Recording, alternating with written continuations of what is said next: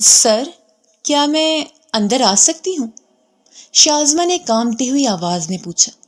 استاد سلطان نے بے ساختہ نظر اٹھا کر دروازے کی طرف دیکھا، جہاں پر وہ بے وقوف لڑکی گردن جھکا کر کھڑی تھی۔ اسے شازمہ جیسی لڑکیاں بالکل بھی پسند نہیں تھیں۔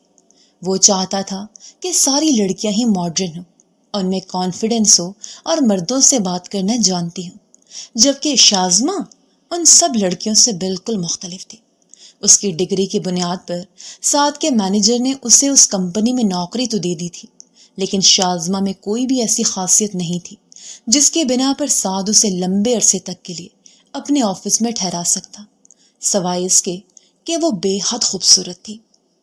سعد نے جب اپنے مینیجر کو یہ کہا کہ وہ شازمہ کو اب یہاں سے نکال پھینکے، کیونکہ اس جیسی بے وقوف لڑکی کی ہمیں ضرورت نہیں ہے۔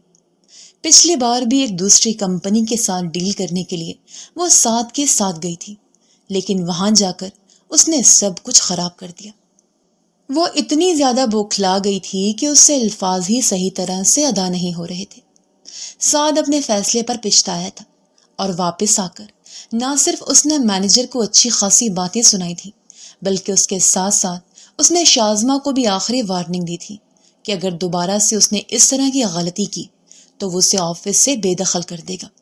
ہمیشہ کی طرح شازمہ اس کی منتیں کرنے لگی اور اسے کہنے لگی، سر، میرے ساتھ ایسا ظلم مت کیجیے، مجھ پر گھر والوں کی بہت زیادہ ذمہ داریاں ہیں۔ اسے فر بولتا دیکھ کر سعد نے انتہائی غصے سے سوچا تھا کہ میرے سامنے تو اس کی بہت زیادہ زبان چل رہی ہے، اگر یہی زبان تھوڑی سی ان لوگوں کے سامنے بھی چلا لیتی تو آج اتنی بڑی ڈیل میرے ہاتھوں سے نہ نکلتی۔ وہ اتنا منہ پھٹ انسان تھا کہ اس نے یہ بات شازمہ کے منہ پر بھی بول دی۔ شازمہ ہمیشہ کی طرح بالکل چپ ہو گئی۔ اس نے کچھ بھی نہیں کہا اور گردن جھکا دی۔ جی مس شازمہ، میں کافی دیر سے آپ کا ہی انتظار کر رہا تھا، مجھے آپ سے کچھ باتیں کرنی ہیں۔ آپ پہلے میری بات بہت تحمل سے سنیے گا اور پھر اس کے بعد مجھے صفائی پیش کیجیے گا۔ اگر آپ نے بیچ میں میری بات کاٹنے کی کوشش کی تو میں بات پوری کیے بغیر ہی آپ کو اپنے آفس سے بے دخل کر دوں گا۔ اس بار میں آپ پر ذرا بھی رحم نہیں کھاؤں گا، سعد نے انتہائی سخت لہجے میں اس سے کہا۔ شازمہ کی آنکھوں میں آنسو چمکنے لگے۔ وہ بڑی مشکل سے خود پر کنٹرول کر رہی تھی۔ اتنے لمبے عرصے سے وہ اس انسان کی بدتمیزیاں برداشت کر رہی تھی۔ وہ مانتی تھی کہ اسے غلطیاں ہوتی ہیں، لیکن اس کا یہ مطلب نہیں تھا کہ یہ انسان اس کے سر پر چڑھ کر ناچنے لگتا۔ اب تو سعد نے سب لوگوں کے سامنے بھی اس کی عزت افزائی شروع کر دی تھی، جس کی وجہ سے اسے بے حد شرمندگی ہوتی تھی۔ کبھی کبھار اس کا دل کرتا تھا کہ اس جاب پر ٹھوکر مار کر خود ہی نکل جائے، مگر وہ جانتی تھی کہ اگر وہ یہاں سے بے دخل ہوئی تو نئی نوکری تلاش کرنے میں اسے ایک لمبا عرصہ لگ جائے گا۔ اس سارے عرصے کے دوران گھر کے اخراجات کیسے پورے کرنے ہیں، اس کے بارے میں اسے بالکل بھی اندازہ نہیں تھا۔ وہ ہمیشہ ہی خوفزدہ ہو جاتی تھی اور ایک قدم پیچھے ہٹ جاتی تھی۔ مس شازمہ، سب سے پہلے آپ کانپنا بند کریں اور میرے سامنے آ کر بیٹھ جائیں۔ شازمہ جلدی سے اس کے سامنے جا کر بیٹھ گئی۔ سعد بہت غور سے اس کے چہرے کی طرف دیکھ رہا تھا، جو اس وقت شرمندگی کی وجہ سے لال ہو گیا تھا، یا شاید شرم کی وجہ سے۔ سعد اس بارے میں اندازہ نہیں لگا پایا، مگر وہ اچھی طرح سے جانتا تھا کہ یہ لڑکی اس وقت بہت زیادہ خوفزدہ ہے۔ یہ لیجئے، پہلے آپ پانی کا گلاس پیجئے، اپنے آپ کو نارمل کیجئے، پھر میں آپ سے بات شروع کرتا ہوں۔ اس نے پانی کا گلاس شازمہ کی طرف بڑھایا، جسے اس نے کانپتے ہوئے ہاتھوں سے پکڑ لیا، لیکن اگلے ہی لمحے کانچ ٹوٹنے کی آواز پورے کمرے میں گونج اٹھی۔ سعد نے اپنی آنکھیں بند کر لی۔ تھوڑی دیر بعد اس نے ایک گہری سانس لی اور آنکھیں کھول کر شازمہ کی طرف دیکھا، جو اب رونے کے قریب پہنچ چکی تھی۔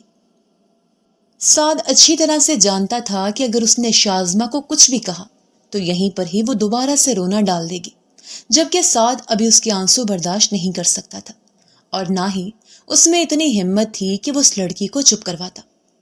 شازمہ، اپنے آنسو بچا کر رکھیں، کیونکہ تھوڑی دیر بعد آپ کے کام آئیں گے۔ اس نے ایک فائل شازمہ کے سامنے رکھی اور اسے کہا، یہ دیکھیے، یہ فائل آپ نے مجھے تیار کر کے دی تھی، اور آپ کو پتہ ہے کہ اس فائل کی کتنی قیمت تھی؟ شازمہ نے سوالیہ نظروں سے سعد کی طرف دیکھا۔ سعد نے اسے بتایا کہ اس فائل کی قیمت تقریباً 1 بلین روپے تھی۔ شازمہ کا منہ حیرت سے کھلے کا کھلا رہ گیا۔ اس سے پہلے کہ وہ کچھ کہتی، سعد کی اگلی بات سن کر اسے لگا کہ اس کے قدموں کے نیچے سے زمین نکل گئی۔ سعد نے اسے بتایا کہ اس فائل میں بہت ساری غلطیاں تھیں، جس کی وجہ سے یہ فائل ریجیکٹ ہو گئی ہے اور ہمارا 1 بلین روپے کا نقصان ہو گیا ہے۔ اب آپ مجھے بتائیں کہ یہ نقصان کون پورا کرے گا؟ سر، میں یہ فائل ٹھیک کر دیتی ہوں، آپ مجھے صرف 10 منٹ دیجیے، میں وعدہ کرتی ہوں کہ ساری غلطیاں درست کر دوں گی، شازمہ نے تیزی سے کہا اور اس کے ہاتھوں سے فائل لینا چاہی۔ سعد نے اپنا ہاتھ پیچھے کر لیا اور اسے کہنے لگا، اب اس سب کا کوئی فائدہ نہیں ہے۔ جب میں نے آپ کو کہا تھا کہ آپ نے دھیان سے کام کرنا ہے اور کوشش کرنی ہے کہ کسی بھی قسم کی کوئی بھی غلطی نہ ہو، تب تو آپ نے میری بات پر توجہ نہیں دی، اور اب جب پانی سر کے اوپر سے گزر چکا ہے تو آپ اس طرح کی باتیں کر کے میرا دماغ مزید خراب نہ کریں۔ سر، میں کیا کروں؟ میں ساری چیزیں درست کرنے کی ہر ممکن کوشش کرتی ہوں، لیکن کچھ بھی ٹھیک نہیں ہوتا۔ کبھی کبھار تو مجھے لگتا ہے کہ کوئی میرے ساتھ جان بوجھ کر یہ سب کچھ کر رہا ہے۔ میں آپ کو یقین سے کہہ سکتی ہوں کہ یہ فائل میں نے بالکل ٹھیک تیار کی تھی۔ اس فائل کو میں نے مینیجر کو بھی دکھایا تھا اور اس نے بھی اس فائل کو صحیح کہا تھا۔ اس کے بعد ہی میں آپ کو سبمٹ کرنے کے لیے آئی تھی۔ مجھے بالکل بھی اندازہ نہیں تھا کہ اس میں اتنی ساری غلطیاں نکل آئیں گی۔ وہ دوبارہ سے روحان سی ہو گئی۔ اچھا، تو آپ کو لگ رہا ہے کہ کوئی آپ کو پھنسانے کی کوشش کر رہا ہے؟ اس کی بات سن کر شازمہ نے تیزی سے ہاں میں سر ہلایا۔ اب کے ساتھ کے چہرے پر ایک طنزیہ مسکراہٹ پھیل گئی اور وہ ہنستے ہوئے کہنے لگا، آپ کو کیوں لگتا ہے کہ کوئی شخص آپ کو پھنسانے کی کوشش کرے گا؟ جہاں تک میں دیکھ سکتا ہوں، آپ میں کوئی بھی ایسی خاصی بات نہیں ہے جس کی وجہ سے کوئی آپ سے جلتا ہوگا، یا جس کی وجہ سے کسی کو یہ لگتا ہوگا کہ آپ اس سے آگے بڑھ گئیں تو آپ کی زیادہ واہ واہ ہوگی۔ آپ کی ڈریسنگ سے لے کر آپ کے بولنے کے انداز تک کچھ بھی خاص نہیں۔ اگر گاؤں کی ایک دیہاتی عورت کو میں آپ کے ساتھ لا کر بٹھا دوں تو وہ آپ سے اچھا بولے گی، کم از کم وہ بات کرتے ہوئے ہچکچائے گی نہیں، نہ ہی اس کا وجود کانپنا شروع کر دے گا۔ آپ میں کانفیڈنس کی بہت کمی ہے، جبکہ ہماری کمپنی میں کام کرنے کے لیے سب سے پہلی ریکوائرمنٹ ہی یہی ہے کہ لڑکیوں میں کانفیڈنس ہونا چاہیے۔ میں نے اپنے مینیجر کی باتیں مان کر پہلے ہی بہت بڑا نقصان کر لیا ہے۔ اب میں مزید اپنی کمپنی کو کسی بھی نقصان سے دوچار نہیں کرنا چاہتا، اس لیے بہتر یہی ہے کہ آپ خاموشی سے اس کمپنی سے نکل جائیں، ورنہ… نہیں سر، خدا کے لیے ایسا مت بولیے، میرے ساتھ اتنا بڑا ظلم مت کیجیے۔ دیکھیے مس شازمہ، پہلی بات تو یہ ہے کہ میں آپ پر کسی بھی طرح کا کوئی ظلم نہیں کر رہا۔ آپ کے ساتھ جو کچھ بھی ہو رہا ہے یہ آپ کی حرکتوں کی وجہ سے ہو رہا ہے۔ اگر آپ اپنی سکلز کو پالش کر لیتی اور خود کو سنوارنے کی اور بہتر بنانے کی کوششیں کرتی تو شاید ہی میں آپ کو دوبارہ سے ایک اور موقع دے دیتا، لیکن آپ کو دیکھ کر کہیں سے بھی نہیں لگ رہا کہ آپ نے میری باتوں پر غور کیا ہے یا آپ نے خود کو تبدیل کرنے کی کوشش کی ہے۔ آپ کو اس کمپنی میں کام کرتے ہوئے تقریباً 2 مہینے گزر چکے ہیں، اور جیسے میں نے آپ کو پہلے دن دیکھا تھا ابھی بھی آپ بالکل ویسے ہی حالت میں ہیں۔ نہ تو آپ کی ڈریسنگ تبدیل ہوئی ہے اور نہ ہی آپ کے بولنے کا انداز تبدیل ہوا ہے۔ مزید میں آپ کی کوئی بھی بات نہیں سن سکتا۔ دروازہ کھلا ہے، آپ جا سکتی ہیں۔ سر نہیں، پلیز ایسا مت کیجیے۔ سر، مجھ پر بہت بڑا قرضہ چڑھا ہوا ہے جسے میں نے کسی بھی طرح سے اتارنا ہے۔ اگر میں نے وہ قرضہ نہ اتارا تو ہم سب لوگوں کی زندگی خطرے میں پڑ جائے گی۔ میں آپ سے وعدہ کرتی ہوں کہ میں خود کو تبدیل کرنے کی ہر ممکن کوشش کروں گی۔ آج سے میں بالکل ویسا ہی کروں گی جیسا کرنے کے لیے آپ مجھے کہیں گے۔ میں وعدہ کرتی ہوں سر، میں آپ کو کسی بھی طرح کی شکایت کا موقع نہیں دوں گی۔ صرف ایک بار سر مجھے موقع دے دیں۔ سعد نے ایک گہری سانس لی اور پھر شازمہ کے چہرے کی طرف دیکھنے لگا، جو لگ رہا تھا کہ تھوڑی ہی دیر بعد آنسوں سے بھیگ جائے گا۔ سعد نے اسے کہا، ٹھیک ہے، میں تمہیں آخری موقع دینے کے لیے تیار ہوں۔ اس نے دراز کھولی اور دراز سے ایک فائل نکال کر شازمہ کے سامنے رکھی۔ اس نے شازمہ کو کہا کہ اسے کھولو اور مجھے پڑھ کر بتاؤ کہ یہ کس چیز کی فائل ہے۔ شازمہ نے اس فائل کو کھولا اور سعد کو کہا، کہ یہ دراصل آپ کسی کمپنی کے ساتھ نیا کانٹریکٹ سائن کر رہے ہیں۔ جی ہاں، آپ بالکل ٹھیک سمجھی۔ اب یہ فائل لے کر جاؤ اور کل صبح تک مجھے یہ فائل تیار چاہیے۔ اگر یہ فائل مجھے تیار نہ ملی تو تم خاموشی سے میری زندگی سے اور میرے آفس سے ہمیشہ ہمیشہ کے لیے نکل جانا۔ میں مزید تمہارے لیے کچھ بھی نہیں کر سکتا۔ یہ تمہارے پاس آخری موقع ہے۔ شازمہ کو لگا کہ کسی نے اسے اندھے کنویں میں پھینک دیا ہو۔ اس نے بے ساختہ سعد کی طرف دیکھا اور اسے کہا، سر، اس سے تو اچھا ہے کہ آپ مجھے صاف الفاظ میں ابھی ہی کہہ دیں کہ یہاں سے نکل جاؤ۔ وہ تو میں تمہیں 4 سے 5 بار کہہ چکا ہوں، لیکن تم خود ہی یہاں سے جانے کے لیے تیار نہیں ہو رہی، سعد نے اسے ٹھنڈے لہجے میں کہا۔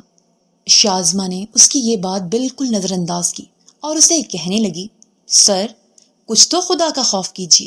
آپ اچھی طرح سے جانتے ہیں کہ ایک فائل تیار کرنے کے لیے تقریباً 3 دن کا وقت لگتا ہے، اور میں وہی فائل 1 دن کے اندر کیسے تیار کر سکتی ہوں؟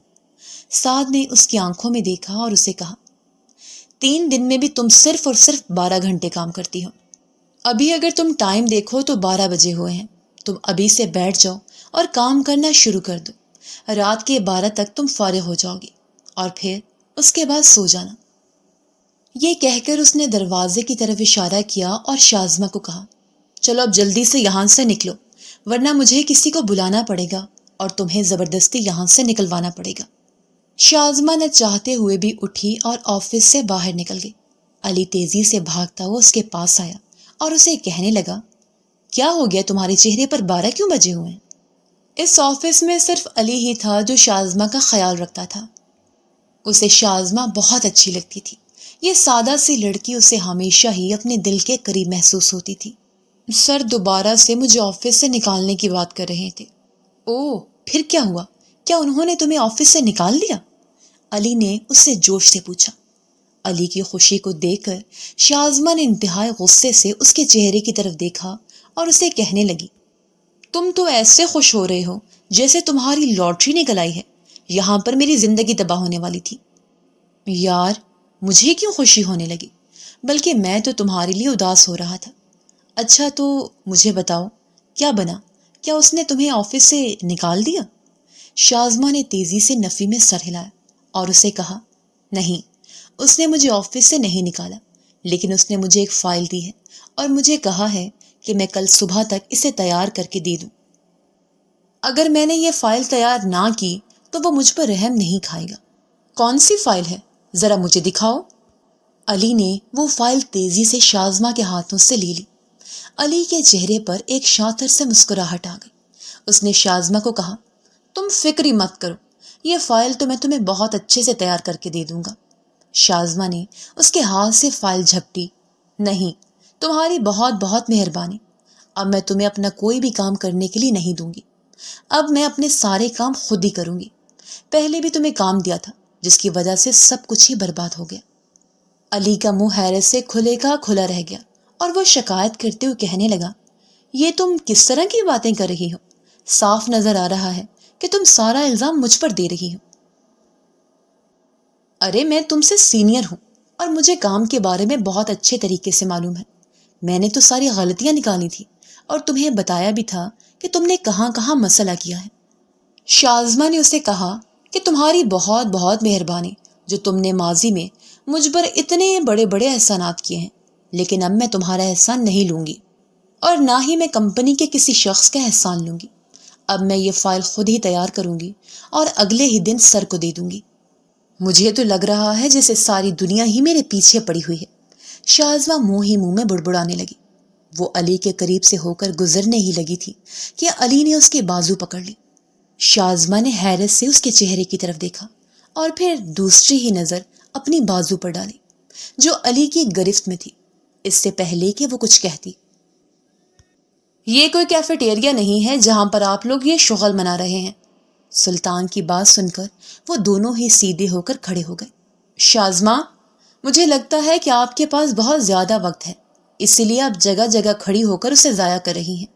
سعد اس پر طنز کر رہا تھا۔ شازمہ نے اس سے کہا، سوری سر، آپ کو دوبارہ شکایت کا موقع نہیں دوں گی۔ میں تو بس جا رہی تھی کہ آپ بہت زیادہ باتیں کرتی ہیں۔ باتیں کم کیا کریں اور کام زیادہ کیا کریں. چلیں اب جلدی سے یہاں سے جائیں. پھر اس نے ایک نظر علی کی طرف دیکھا جو کہ سعد سلطان کی آنکھوں میں ہی دیکھ رہا تھا. یوں لگ رہا تھا جیسے وہ آنکھوں ہی آنکھوں میں سعد کو نگل لے گا. سعد کے چہرے پر ایک پراسرار مسکراہٹ آئی. وہ علی کے قریب جا کر کھڑا ہو گیا اور اس کے کانوں میں سرگوشی کرتے ہوئے کہنے لگا، تم مجھے تباہ کرنے کے جتنے مرضی منصوبے بنا لو، تم ہر باری اپنے منصوبوں میں ناکام ہوگے اور پچھتاوے کے علاوہ تمہارے پاس کچھ بھی نہیں ہوگا. سلطان، لگتا ہے کہ تم مجھے بہت ہلکے میں لے رہے ہو. مجھے اتنا بھی ہلکے میں مت لو کہ آخر میں تمہاری گردن میرے ہی ہاتھوں میں ہے اور تم مجھ سے معافیاں مانگ رہے ہو. علی نے انتہائی نفرت آمیز لہجے میں اسے کہا، لیکن سلطان کو اس کی ان باتوں سے بالکل بھی فرق نہیں پڑتا تھا. اب تو وہ اس کی دھمکیاں سن کر اتنا عادی ہو چکا تھا کہ جب بھی علی اس طرح کی کوئی بات کرتا تھا تو وہ جواب میں اسے کہتا تھا کہ 3 سالوں سے میں تمہارے سامنے ہوں. ان 3 سالوں میں تم میرا کچھ بگاڑ ہی نہیں سکے، آگے کیا بگاڑو گے؟ سعد اس کے قریب سے ہو کر نکل گیا. اس نے مینیجر کو کہا تھا کہ آج سب لوگوں کو جلدی فارغ کر دیا جائے. دراصل اس کے ذہن میں شازمہ کی روتی ہوئی صورت گھوم رہی تھی اور اس سے خیال تھا کہ شازمہ پر بہت زیادہ کام کا برڈن ہوگا. اسی وجہ سے ہی وہ یہ ہدایت کر کے آفس سے نکل گیا. جب وہ گھر پہنچا تو اس کی دادی پہلے سے ہی کھڑی تھی. اسے دیکھ کر اس کی دادی شکایت کرنے لگی اور اسے کہنے لگی، مجھے بالکل بھی امید نہیں تھی کہ تم میرے ساتھ اتنا برا سلوک کرو گے. کیا ہو گیا دادی؟ میں نے کیا کر دیا ہے؟ سلطان نے حیرت سے اپنی دادی سے پوچھا. تمہارے لیے میں نے اتنی اچھی لڑکی پسند کی تھی، وہ تمہارے ساتھ بہت پیاری لگ رہی تھی، سب کچھ طے ہو گیا تھا، مگر اس کے باوجود بھی تم نے انکار کر دیا. تمہیں اندازہ بھی ہے کہ مجھے لڑکی والوں کے سامنے کتنی شرمندگی اٹھانی پڑی ہے. سلطان نے گہری سانس لی اور دادی کو کہا، میں نے آپ کو پہلے ہی سمجھایا تھا کہ میں فی الحال شادی کے لیے تیار نہیں ہوں. کچھ تو شرم کر لو، تمہاری عمر 28 سال ہو گئی ہے، اب تو تمہارے سفید بال بھی نکلنے لگے ہیں. ابھی تیار نہیں ہو تو کب تیار ہوگے؟ جب منہ میں دانت نہیں بچیں گے تب؟ ارے دادی، مجھے جب بھی شادی کرنی ہوئی میں آپ کو بتا دوں گا، اس نے دادی کو سمجھاتے ہوئے کہا. نہیں، میں نے اب تمہاری ایک بات بھی نہیں سننی. میں بس تمہارے سر پر صحرا سجانا چاہتی ہوں. میرے پاس ویسے بھی زیادہ وقت نہیں ہے، کیا پتا کل کو میری موت ہو جائے. کیا تم چاہتے ہو کہ تمہاری دادی یہ آرزو لے کر اس دنیا سے رخصت ہو جائے؟ دادی، یہ کس طرح کی باتیں کر رہی ہیں؟ میں نے آپ کو کتنی بار سمجھایا ہے کہ میرے سامنے اپنی موت کا ذکر مت کیا کرے، میرے دل کو تکلیف ہوتی ہے. بیٹا، مجھے بھی تکلیف ہوتی ہے جب میں تمہاری منتیں کرتی ہوں اور تم سے کہتی ہوں کہ میری ایک بات مان لو اور شادی کر لو، لیکن تم مجھے نخرے دکھاتے ہو اور میری باتوں کو یوں نظر انداز کر دیتے ہو جیسی میری تمہارے نزدیک ذرا بھی اہمیت نہیں ہے. تمہیں پتہ بھی ہے کہ میرا دل خون کے آنسو روتا ہے. بیٹا، میں نے اپنی ساری زندگی تم پر لگا دی، تمہاری کوئی بھی خواہش منہ سے نکلنے سے پہلے ہی پوری کر دیتی تھی. تمہیں کبھی بھی کسی چیز کے لیے ترسنے نہیں دیا. آخر تم مجھ سے کس چیز کا بدلہ لے رہے ہو؟ تم مجھے کیوں اتنا زیادہ ترسا رہے ہو؟ انہوں نے ایک رپورٹ نکالی اور سعد کی طرف بڑھاتے ہوئے کہا، یہ دیکھو، یہ میری رپورٹس ہیں، ڈاکٹر نے مجھے آج ہی دی ہیں. میرے پاس واقعی میں زیادہ وقت نہیں ہے. خدا کے لیے مجھ پر رحم کرو اور میری یہ آخری خواہش پوری کر دو. میں ساری زندگی ہی تمہاری احسان مند رہوں گی اور تمہیں کبھی بھی کسی اور چیز کے لیے تنگ نہیں کروں گی. میں تمہارے بچے دیکھنا چاہتی ہوں، میں انہیں اپنی گود میں کھلانا چاہتی ہوں، اور سب سے بڑی اور اہم بات، میں تمہارا گھر بستے ہوئے دیکھنا چاہتی ہوں. میں چاہتی ہوں کہ تمہاری بیوی اب سے تمہارے کام کرے. سعد بہت ہی غور سے ان کی باتیں سن رہا تھا. اسے بھی احساس ہو رہا تھا کہ وہ اب اپنی دادی کو کچھ زیادہ ہی تکلیف پہنچا رہا ہے، مگر وہ اپنے دل کا کیا کرتا جو کسی بھی لڑکی سے شادی کرنے کے لیے راضی ہی نہیں ہوتا تھا. جب بھی وہ کسی لڑکی کے بارے میں سوچتا تھا تو ماضی کا واقعہ اس کی نظروں کے سامنے گھومنے لگتا تھا اور تکلیف دوبارہ سے بڑھنے لگتی تھی. وہ جانتا تھا کہ وہ کبھی بھی اپنے آپ کو کسی لڑکی کے حوالے نہیں کر پائے گا. وہ یہ بات بھی اچھی طرح سے جانتا تھا کہ جتنی محبت اس نے ماضی میں ایک بار کی تھی، ویسی محبت وہ دوبارہ کسی بھی لڑکی کو نہیں دے پائے گا۔ وہ سوچتا تھا کہ اگر اس نے کسی لڑکی سے شادی کی اور اس کا ویسا خیال نہیں رکھ سکا جو اس کا حق ہے تو اس لڑکی کے ساتھ زیادتی ہوگی۔ سعد حقوق کے معاملے میں بہت زیادہ گھبراتا تھا۔ وہ جانتا تھا کہ حقوق و فرائض کے بارے میں سوال جواب کیا جائے گا اور اسی وجہ سے ہی وہ ابھی سب سے کترا رہا تھا۔ وہ چاہتا تھا کہ وہ پہلے اپنے آپ کو ذہنی طور پر تیار کر لے اور اس سب کے لیے اس نے 3 سال لیے تھے، مگر 3 سال گزرنے کے باوجود بھی وہ خود کو ذہنی طور پر تیار نہیں کر پایا تھا۔ اس کی دادی نے اس کے ہاتھ پکڑے اور اسے کہنے لگی، بیٹا میں جانتی ہوں کہ تم بہت زیادہ تکلیف سے گزرے ہو، لیکن میری بات پر یقین کرو، تم ایک بار کسی لڑکی کو اپنی زندگی میں شامل کر کے دیکھو، تمہاری ساری تکلیفیں ختم ہو جائیں گی، تم اپنے ماضی کو بالکل بھول جاؤ گے، تمہارے اندر جو درد چھپا ہوا ہے وہ درد بھی ہمیشہ ہمیشہ کے لیے ختم ہو جائے گا، تم دوبارہ سے اپنی زندگی کی طرف لوٹ جاؤ گے۔ دادی ٹھیک ہے، میں آپ کی ساری باتیں سمجھ گیا ہوں، میں شادی کرنے کے لیے بھی تیار ہوں، لیکن یہ شادی میں اپنی مرضی سے کروں گا اور مجھے کسی بھی طرح کی دخل اندازی بھی برداشت نہیں ہے۔ میں اپنی مرضی سے لڑکی پسند کروں گا اور اسے اپنی دلہن بناؤں گا۔ سعد کی بات سن کر دادی نے اسے گلے سے لگا لیا اور اس کے ماتھے پر پیار کرتے ہوئے کہنے لگی، میں بھی تو یہی چاہتی ہوں کہ تم اپنی مرضی سے کسی لڑکی کو اپنی زندگی میں شامل کرو۔ تمہیں پتہ ہے جب میں تمہارے لیے لڑکی تلاش کر رہی تھی تو میں بہت زیادہ خوفزدہ تھی۔ جو بات مجھے سب سے زیادہ ڈرا رہی تھی وہ یہی تھی کہ کہیں ایسا نہ ہو میں انچاہی لڑکی کو تمہاری زندگی میں شامل کر دوں، مگر پھر بھلا ہو میرے پیارے پوتے کا جس نے سارا مسئلہ ہی حل کر دیا اور رشتے سے صاف انکار کر دیا۔ نہ صرف میری عزت افزائی ہوئی بلکہ اس کے ساتھ ساتھ تمہارے بارے میں بھی لوگوں نے باتیں بنائی۔ دادی کو دوبارہ سے گزرا ہوا واقعہ یاد آ گیا تھا اور وہ دوبارہ سے سعد کو باتیں سنانے لگی تھی۔ دادی کیا ہو گیا ہے؟ میں مانتا ہوں کہ مجھ سے غلطی ہو گئی ہے، لیکن اس کا یہ مطلب تو نہیں کہ آپ مجھے ساری زندگی تانے ہی دیتی رہیں گی۔ تم بس دلہن لے کر آ جاؤ، میں تمہیں دانے دینا بھی چھوڑ دوں گی۔ دادی نے اس کے ساتھ جیسے ایک ڈیل کی۔ سعد کے چہرے پر مسکراہٹ پھیل گئی اور وہ اپنی دادی کو کہنے لگا، آپ کچھ زیادہ ہی چالاکیاں دکھانے لگی ہیں۔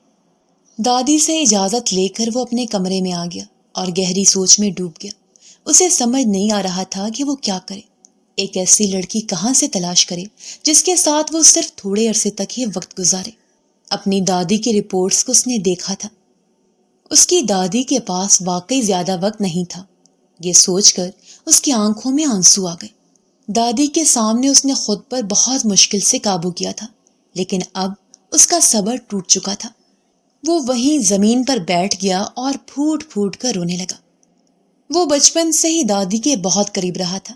دادی اس کے نخرے اٹھاتی تھی۔ جب بھی اس کے اپنے والدین سے لڑائی ہوتی تھی تو وہ دادی کے پاس ہی بھاگا جاتا تھا، اور پھر دادی ان تمام لوگوں کی عزت افزائی کرتی تھیں جو سعد کا دل دکھاتے تھے۔ وہ اسی حالت میں ہی بیٹھا ہوا تھا کہ اچانک دروازے پر دستک ہوئی اور اس کی امی تیزی سے کمرے کے اندر داخل ہو گئی۔ سعد کی آنکھوں میں آنسو دیکھ کر ان کی آنکھوں میں بھی آنسو آ گئے۔ وہ سعد کے قریب جا کر بیٹھ گئیں اور اسے کہنے لگی، کیا تمہیں پتہ چلا ہے کہ تمہاری دادی کے پاس زیادہ وقت نہیں ہے؟ اپنی امی کی بات سن کر سعد نے ان کی طرف دیکھا اور انہیں کہا کہ آپ مجھے یہ بات اس وقت کیوں بتا رہی ہیں جب سب کچھ ہی ہاتھ سے نکل چکا ہے؟ ہمیں خود ہی اس بارے میں تھوڑا عرصہ پہلے ہی پتہ چلا ہے۔ تمہاری دادی کسی کو بھی یہ بات نہیں بتانا چاہتی تھی، مگر پھر ایک دن میں ان کے ساتھ ڈاکٹر کے پاس گئی تو ڈاکٹر نے مجھے بتایا کہ آپ کی ساس کے پاس زیادہ وقت نہیں ہے۔ یہ کہہ کر سعد کی ماں رونے لگی۔ سعد نے اپنی ماں کا سر اپنے سینے پر رکھ لیا اور اپنی ماں کے سر کو تھپکتے ہوئے کہنے لگا، دادی کی آخری خواہش کے بارے میں تو آپ کو پتہ چل ہی گیا ہوگا، میں اسی بارے میں تم سے بات کرنے کے لیے آئی تھی۔ ٹھیک ہے، میں شادی کرنے کے لیے تیار ہوں، لیکن میں نے دادی کو کہا ہے کہ میں اپنی مرضی سے شادی کروں گا۔ کیا تم نے لڑکی پسند کر لی ہے؟ سونیا بیگم نے حیرت سے سعد کی طرف دیکھا اور اس سے پوچھا۔ انہیں ابھی تک یقین نہیں آ رہا تھا کہ سعد اپنی مرضی سے شادی کرنے کی بات کر رہا ہے۔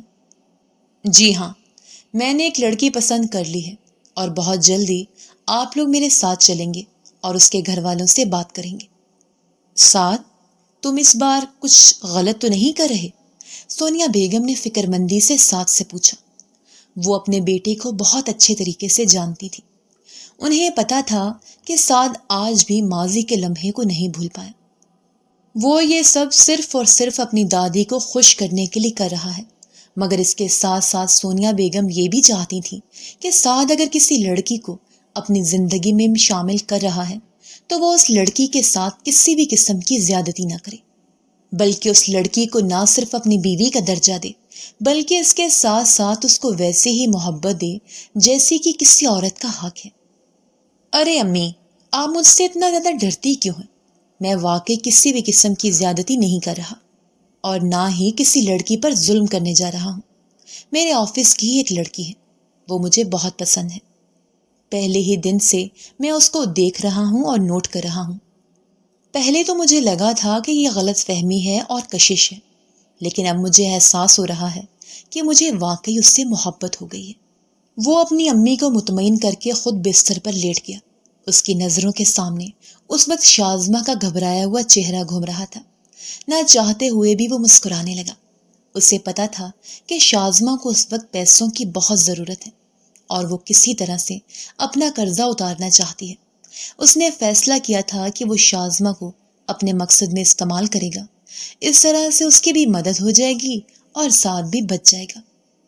اگلے دن وہ جیسے ہی آفس میں پہنچا، تھوڑی ہی دیر بعد شازمہ بھی اس کے پیچھے داخل ہو گئی۔ اس نے وہ فائل سعد کے سامنے رکھی اور پھولی ہوئی سانس سے کہا، یہ دیکھیں، میں نے یہ فائل بالکل ٹھیک کر دی ہے، اس میں کسی بھی قسم کی کوئی غلطی نہیں ہے۔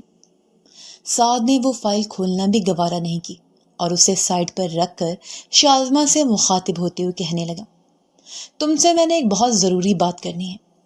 شازمہ نے حیرت سے اس بند پڑی فائل کو دیکھا جسے ٹھیک کرنے میں اس نے اپنی پوری رات لگا دی تھی، اور اب اس انسان نے اس فائل کو کھولنا بھی گوارا نہیں کیا تھا۔ نہ جانے یہ انسان اس سے کیا چاہتا تھا۔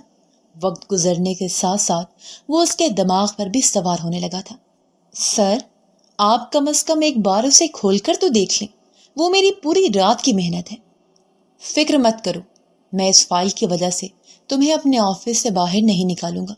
فی الحال جو بات تم سے کرنے جا رہا ہوں وہ بات بہت ہی غور سے سننا۔ اس نے شازمہ سے پوچھا کہ تم پر کتنا قرضہ چڑھا ہوا ہے؟ شازمہ پہلے تو حیرت سے اس کے چہرے کی طرف دیکھنے لگی۔ وہ یہ سمجھنے کی کوشش کر رہی تھی کہ آخر وہ انسان اس سے یہ سوال کیوں کر رہا ہے۔ کیا یہ انسان دوبارہ سے اس کا مذاق بنانا چاہتا ہے؟ سر، آپ مجھ سے یہ سوال کیوں کر رہے ہیں؟ شازمہ، جو تم سے بات کر رہا ہوں مجھے اس کا ٹھیک طرح سے جواب دو، اس میں تمہارا ہی فائدہ ہے۔ سر، مجھ پر 80 لاکھ کا قرضہ ہے۔ یہ کہہ کر شازمہ نے اپنا چہرہ جھکا لیا۔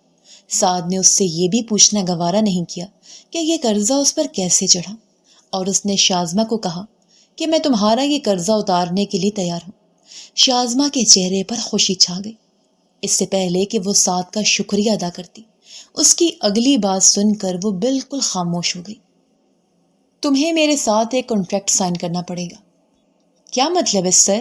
میں سمجھی نہیں، کس طرح کے کانٹریکٹ کی آپ بات کر رہے ہیں؟ ایک تو تمہیں ہر بات جاننے کی بہت جلدی ہوتی ہے، تھوڑی دیر کے لیے خاموش بیٹھ جاؤ اور مجھے اپنی بات مکمل کرنے دو۔ میرے گھر والے میری کسی لڑکی کے ساتھ شادی کروانا چاہتے ہیں۔ دراصل میری دادی کے پاس بہت کم وقت باقی رہ گیا ہے اور ان کی آخری خواہش یہی ہے کہ میں ان کے مرنے سے پہلے ہی کسی لڑکی سے شادی کر لوں۔ وہ میرے سر پر صحرا سجا ہوا دیکھنا چاہتی ہیں، مگر مجھے کسی بھی لڑکی سے ذرا بھی دلچسپی نہیں ہے۔ ماضی میں کچھ ایسا ہوا تھا جس کی وجہ سے میں لڑکیوں سے بہت دور ہو گیا۔ اب لڑکیوں کا نام سن کر ہی مجھے غصہ آ جاتا ہے۔ اسی لیے آپ مجھے بھی ناپسند کرتے ہیں؟ شازمہ کی زبان میں دوبارہ سے کھجلی ہوئی۔ سعد نے اسے غصے سے گھورا اور اسے کہا، اب اگر تم دوبارہ سے میری بات کے درمیان بولی تو پھر میں ڈیل کینسل کر دوں گا اور تمہیں بھی اپنے آفس سے باہر نکال دوں گا۔ اس نے شازمہ کو ہمیشہ کی طرح دھمکی دی، جسے شازمہ نے ایک کان سے سن کر دوسرے کان سے نکال دیا اور سعد کی طرف متوجہ ہوتے ہوئے کہنے لگی، سر، آپ دوبارہ سے بات شروع کیجیے۔ ٹھیک ہے، اب میری بات سنو اور دوبارہ سے اپنی تقریر شروع مت کر دینا۔ میں چاہتا ہوں کہ میں تم سے کانٹریکٹ میرج کر لوں۔ 3 مہینے کا کانٹریکٹ ہوگا۔ 3 مہینے ہم دونوں میاں بیوی کی طرح ہی رہیں گے، لیکن ہم دونوں کے درمیان میاں بیوی والی کوئی حرکت نہیں ہوگی۔ ہم دونوں نکاح بھی کریں گے اور دنیا والوں کے سامنے ہم دونوں کی حیثیت میاں بیوی والی ہی ہوگی، لیکن نہ تو میں تمہارے حقوق پورے کروں گا اور نہ ہی تم میرے فرائض کے بارے میں بات کرو گے۔ تم میری بات سمجھ رہی ہو نا؟ شازمہ اب کی بار بہت ہی سنجیدگی سے اس کی بات سن رہی تھی، کیونکہ اس میں اس کا اپنا ہی فائدہ نظر آ رہا تھا۔ اسے پتا تھا کہ اگر یہ قرض اتارنے کے لیے وہ نوکری کرتی بھی رہی تو کم از کم اسے 6 سال لگ ہی جائیں گے، جبکہ ابھی صرف 3 مہینوں کے اندر اندر ہی اس کا سارا قرضہ اتر رہا تھا، اور یہ کام کوئی بہت برا بھی نہیں تھا۔ پھر اس آفس میں سب لوگ مجھے بھی میم کہیں گے نا؟ شازمہ نے پرجوش انداز میں اسے سوال کیا۔ اسے شازمہ کی ذہنیت پر بہت زیادہ غصہ آ رہا تھا۔ وہ اتنے سنجیدہ معاملے پر بات کر رہا تھا اور شازمہ اسے بچکانا سوال کر رہی تھی۔ شازمہ، پہلے مجھے ساری بات کے لیے ہاں کرو۔ کیا تم یہ سب کرنے کے لیے تیار ہو؟ شازمہ نے تیزی سے ہاں میں سر ہلا دیا اور کہنے لگی کہ مجھے تو کوئی بھی مسئلہ نہیں ہے، بلکہ اس میں صرف اور صرف میرا ہی فائدہ ہے۔ آپ بالکل بھی فکر مت کریں، میری ایکٹنگ بہت ہی اچھی ہے۔ میں آپ کے گھر والوں کو بالکل بھی یہ شک نہیں ہونے دوں گی کہ ہم دونوں کے درمیان کچھ بھی نہیں چل رہا۔ یہ کہہ کر شازمہ نے اپنے پورے دانتوں کی نمائش کی۔ نہ چاہتے ہوئے بھی سعد کے لبوں پر مسکراہٹ پھیل گئی۔ وہ نہیں جانتا تھا کہ یہ کام اتنا آسان ہوگا، اور پھر چند ہی دنوں کے بعد وہ رشتہ لے کر شازمہ کے گھر پہنچ گیا۔ شازمہ کی ماں نے جب دیکھا کہ اتنے بڑے گھر سے رشتہ آیا ہے تو ان کے ہاتھ پاؤں ہی پھول گئے۔ سعد کے والدین بہت اچھے تھے۔ انہوں نے شازمہ کی والدہ کو کہا کہ آپ کو کسی بھی طرح کا انتظام کرنے کی ضرورت نہیں ہے، آپ صرف اور صرف اپنی بیٹی ہمارے حوالے کر دیں۔ اور 1 مہینے کے اندر اندر ہی شازمہ کی شادی ہو گئی، اور بہت ہی دھوم دھام سے وہ رخصت ہو کر سعد کے گھر آ گئی۔ جب وہ رخصت ہو رہی تھی تب اس کا دل بہت زیادہ گھبرا رہا تھا، اور اس کو یہ بات بہت تنگ کر رہی تھی کہ وہ جس کے لیے سج سنور رہی ہے اس کو اس کی ذات سے ذرا بھی دلچسپی نہیں ہے۔ وہ یہ نکاح صرف اور صرف اپنے مفاد کے لیے کر رہا ہے۔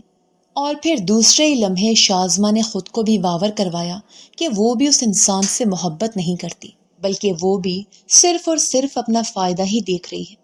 اسی وجہ سے اسے اداس نہیں ہونا چاہیے، کیونکہ یہ فیصلہ اس نے اپنی مرضی سے کیا ہے۔ سعد نے اس پر کسی بھی طرح کا دباؤ نہیں ڈالا۔ مگر جب وہ رخصت ہو کر اس گھر گئی تو اسے احساس ہوا کہ شادی کوئی بچوں والا کھیل نہیں ہے، بلکہ شادی تو 2 خاندانوں کو جوڑتی ہے۔ اسے اندازہ ہو رہا تھا کہ جس دن یہ شادی ٹوٹے گی اس دن بہت بڑا دھماکہ ہوگا اور بہت سارے لوگ دکھی ہوں گے۔ شازمہ کی دادی اسے بہت زیادہ محبت کرتی تھی۔ وہ کافی دیر تک اسے اپنے پاس ہی بٹھا کر باتیں کرتی رہی۔ پھر اس کی ایک نند اسے کمرے میں لے کر چلی گئی۔ وہ اپنے کمرے میں بیٹھی سعد کا انتظار کر رہی تھی۔ رات کے 1 بجے تھے جب دروازہ زوردار آواز سے کھلا اور سعد کمرے کے اندر داخل ہوا۔ شازمہ کو دلہن کے روپ میں بیٹھا دیکھ کر وہ حیران ہو گیا اور شازمہ کو کہنے لگا کہ تم نے ابھی تک چینج کیوں نہیں کیا؟ دراصل دادی اماں کہہ رہی تھیں کہ جب تک آپ کمرے میں نہ آئیں تب تک میں کپڑے تبدیل نہ کروں۔ ساتھ اس کی بات سن کر ہنسنے لگا اور اسے کہنے لگا، ارے دادی کو کیا پتا کہ ہم دونوں نے کانٹریکٹ میرج کی ہے؟ چلو تم جلدی سے جا کر کپڑے تبدیل کرو اور پھر سو جاؤ، تم کافی زیادہ تھک چکی ہوگی۔ سعد نے نہ تو اس کی تعریف کی تھی اور نہ ہی اسے ایک بار بھی غور سے دیکھا تھا۔ یہ دیکھ کر شازمہ کا دل بہت بری طرح سے دکھا، مگر اگلے ہی لمحے اس نے اپنے آپ کو دوبارہ سے سنبھال لیا اور خاموشی سے واش روم چلی گئی۔ جب وہ باہر نکلی تو سعد بستر پر ہی لیٹا ہوا تھا۔ شازمہ کو دیکھ کر کہنے لگا، چلو تم صوفے پر جا کر سو جاؤ۔ شازمہ نے انتہائی غصے سے اس کی طرف دیکھا اور اس سے کہا، میں کیوں صوفے پر سوں گی؟ مجھے صوفے پر سونے کی عادت نہیں ہے۔ آپ نے یہ کانٹریکٹ میرج کی ہے تو آپ ہی وہاں پر جا کر لیٹیں۔ تھوڑی دیر پہلے اسے سعد پر جو غصہ آ رہا تھا اب وہ غصہ اتار رہی تھی۔ سعد نے پہلے حیرت سے اس کے لہجے کی طرف دیکھا اور پھر اسے کہنے لگا، یہ تم مجھ سے کس انداز میں بات کر رہی ہو؟ تم بھول رہی ہو کہ میں تمہارا باس۔ فی الحال آپ میرے نام نہاد شوہر ہیں، باس آپ آفس میں ہوتے ہیں۔ جلدی سے میرے بستر سے اٹھیں ورنہ میں سب کو جا کر بتا دوں گی کہ آپ نے یہ شادی کس وجہ سے کی ہے۔ اس کی بات سن کر سعد بوکھلا گیا۔ وہ جلدی سے بستر سے اٹھ گیا۔ شازمہ کے چہرے پر مسکراہٹ پھیل گئی اور اس نے مسکراتے ہوئے سعد کو کہا کہ میں اس کام کو جتنا مشکل سمجھ رہی تھی، یہ کام اتنا مشکل بھی نہیں ہے۔ اس نے سعد کے الفاظ ہی اسے لوٹائے تھے۔ سعد اپنے دانت غصے سے کچکچانے لگا۔ اس کا بس نہیں چل رہا تھا کہ وہ اس لڑکی کو بھی کچا چبا جائے۔ اس نے بڑی مشکل سے خود پر کنٹرول کیا ہوا تھا۔ تمہیں تو میں کل آفس میں بہت اچھے طریقے سے دیکھ لوں گا۔ آپ کو کس نے کہا کہ اب میں آپ کے آفس میں جاؤں گی؟ اب میں وہاں پر ایک امپلائی نہیں بلکہ میں اس آفس کی مالکن ہوں، اور مجھے اس کے بارے میں دادی جان نے بتایا ہے۔ تمہاری دادی جان کو بھی میں بہت اچھے طریقے سے دیکھ لوں گا۔ سعد یہ کہہ کر صوفے پر جا کر لیٹ گیا۔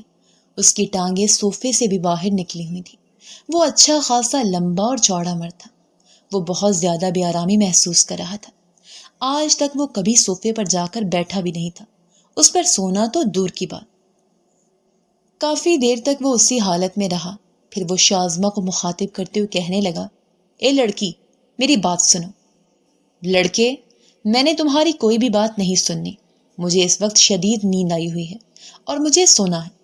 دوبارہ مجھے آواز نہ دینا، ورنہ ابھی اور اسی وقت میں دادی جان کے پاس چلی جاؤں گی۔ اس کی ساری دھمکیاں تو میں بہت ہی اچھے طریقے سے نکالوں گا۔ وہ دل ہی دل میں عہد کر رہا تھا اور اس نے فیصلہ کر لیا تھا کہ اب اس نے شازمہ سے سب کا کیسے بدلہ لینا ہے۔ پوری رات ہی وہ بے آرام رہا اور جاگتا رہا۔ صبح جب وہ سو کر اٹھا تو اس کی آنکھیں لال تھیں، جبکہ شازمہ بہت ہی پرسکون دکھائی دے رہی تھی۔ سعد کو دیکھ کر وہ کہنے لگی کہ آج تو بڑے ہی مزے کی نیند آئی ہے، لیکن شریک لگتا ہے ٹھیک سے سو نہیں پائے۔ یہ کہہ کر وہ ہنسنے لگی۔ اس سے پہلے کہ سعد اسے پکڑتا، وہ تیزی سے نیچے کی طرف بھاگی۔ نہ چاہتے ہوئے بھی سعد مسکرا دیا۔ وہ اس لڑکی کو جتنا بے وقوف سمجھتا تھا، یہ لڑکی اتنی بھی بے وقوف نہیں تھی۔ وہ اس لڑکی کے بارے میں سوچ کر مسکرا رہا تھا کہ اچانک ہی اس کے ذہن میں ماضی کا واقعہ گھومنے لگا۔ اس نے جلدی سے اپنے ذہن کو جھٹکا اور خود کو باور کروایا کہ دوبارہ سے تم نے وہی غلطی نہیں کرنی جو غلطی تم نے ماضی میں کی ہے۔ وہ دوبارہ سے سنجیدہ ہو گیا۔ اس نے اب ایک اور فیصلہ کیا تھا کہ وہ زیادہ فری بھی نہیں ہوگا اور شازمہ کو اس کی حد میں رکھے گا۔ چند دنوں کے بعد ہی دادی نے شازمہ کو اس کے ساتھ ہی آفس میں بھیج دیا۔ شازمہ آفس کے معاملات بھی دیکھتی تھی۔ سب آفس والوں کو پتہ چل گیا تھا کہ ان دونوں کی شادی ہو گئی ہے۔ شازمہ خود کو بہت ہی معتبر محسوس کرتی تھی۔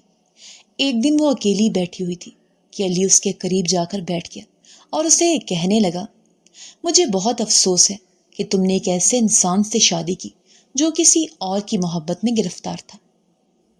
کیا مطلب ہے اس بات کا؟ کیا تمہیں اس کے ماضی کے بارے میں نہیں پتا؟ ارے وہ ماضی میں کسی اور لڑکی سے محبت کرتا تھا، اور اتنی زیادہ محبت کرتا تھا کہ میں بیان ہی نہیں کر سکتا۔ یہاں تک کہ اس لڑکی کے لیے اس نے اپنے گھر والوں سے بھی جھگڑا کیا تھا، لیکن اس لڑکی نے اسے چھوڑ دیا۔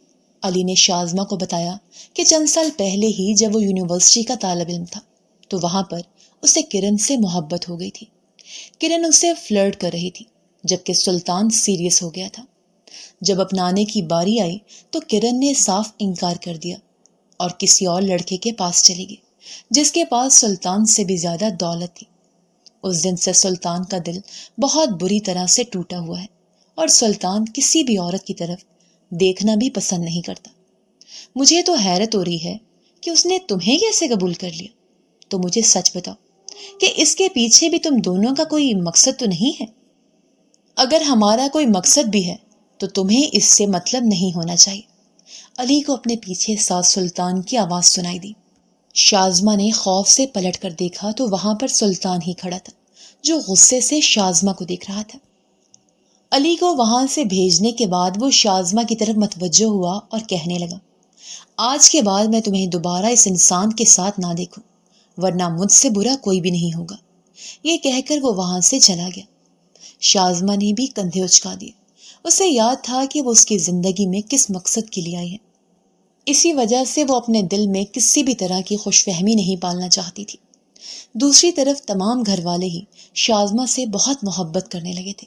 سعد یہ بات کافی دنوں سے نوٹ کر رہا تھا کہ اس کی ماں ہر بات میں ہی شازمہ سے مشورہ لیتی ہے۔ کھانا پکانے سے لے کر گھر کے معاملات تک وہ شازمہ کو شامل کرتی ہے۔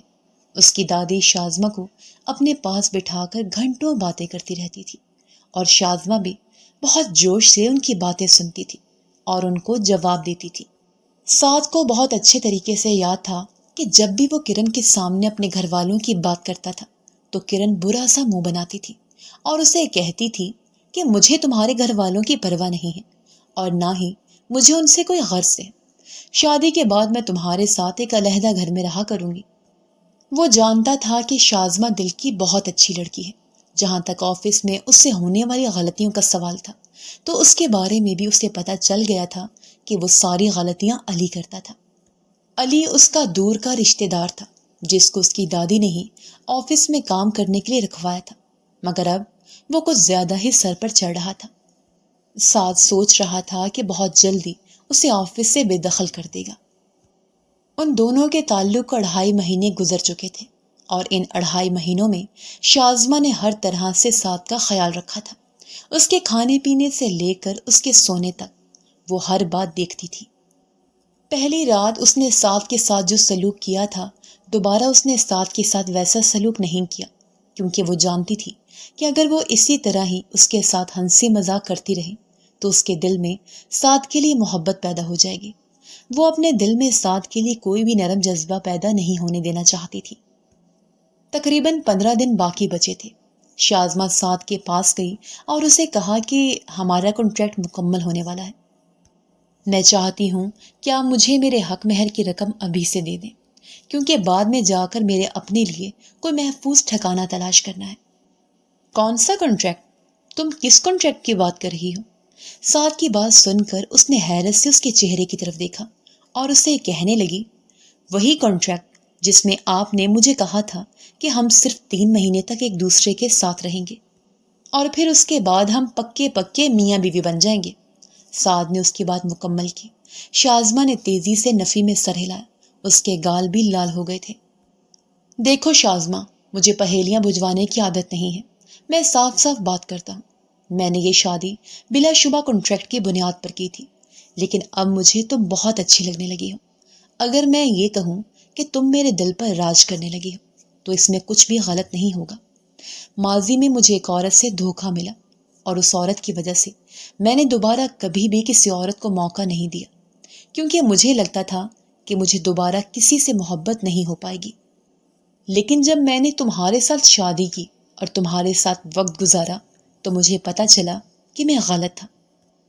تم ایک بہت ہی اچھی لڑکی ہو اور میں تم جیسی اچھی لڑکی کو نہیں کھونا چاہتا۔ تم یہ نہ سمجھنا کہ میں تم پر احسان کی صورت میں محبت کر رہا ہوں، بلکہ یہ محبت مجھے تم سے اس وجہ سے ہوئی ہے کیونکہ تم اس محبت کی مستحق تھی۔ اور اب دوبارہ سے میرے سامنے کنٹریکٹ کی بات نہ کرنا۔ اس نے شازمہ کو کوئی بھی بات کہنے کی اجازت نہیں دی اور اظہار محبت کر دیا۔ شازمہ خود کو بہت ہی خوش قسمت تصور کر رہی تھی۔ پھر شازمہ نے بھی اپنے دل کے دروازے کو اس کی محبت کے لیے کھول دیا، کیونکہ وہ کافی عرصے سے یہ دستک نظر انداز کر رہی تھی۔